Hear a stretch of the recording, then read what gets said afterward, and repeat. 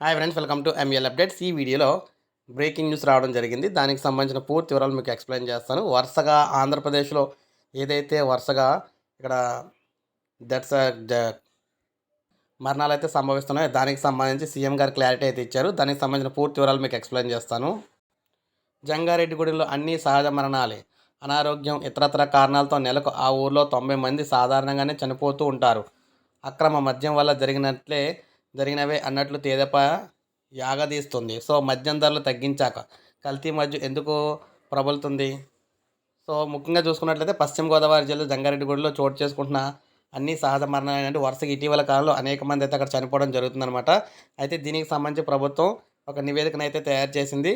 టీంని వేసి అక్కడ జరిగేవన్నీ కూడా అబ్జర్వ్ అయితే చేస్తారు. అక్కడ నెలకు కనీసం 90 మంది అనారోగ్యం, వయోభారం, ప్రమాదాల వల్ల చనిపోతూ ఉంటారు. సహజ మరణాలను అక్రమ మద్యం వల్ల జరిగినవే అన్నట్లుగా ఇక్కడ చిత్రిస్తున్నారని చెప్పారన్నమాట. దీనికి క్లారిటీ అయితే ఇవ్వడం జరిగింది. సో ఏ కారణంతో చనిపోతున్నారు, ఏదైనా వైరసా ఏంటి అనే దానికి సంబంధించి ఇటీవల చాలా దీనికి సంబంధించి రాద్ధాంతం అయితే జరిగింది. జంగారెడ్డిగూడలో ఎందుకలా చనిపోతున్నారు వరుసగా అని చెప్పేసి. అయితే ఇవన్నీ కూడా సహజ మరణాలని చెప్పేసి ప్రభుత్వం అయితే తేల్చి చెప్పింది. దీన్ని అసెంబ్లీలో సీఎం గారు కూడా ప్రకటించడం అయితే జరిగిందనమాట. సో ఇక్కడతో ఈ సమస్య అయితే కొలిక్కి వచ్చిందని అనుకోవచ్చు.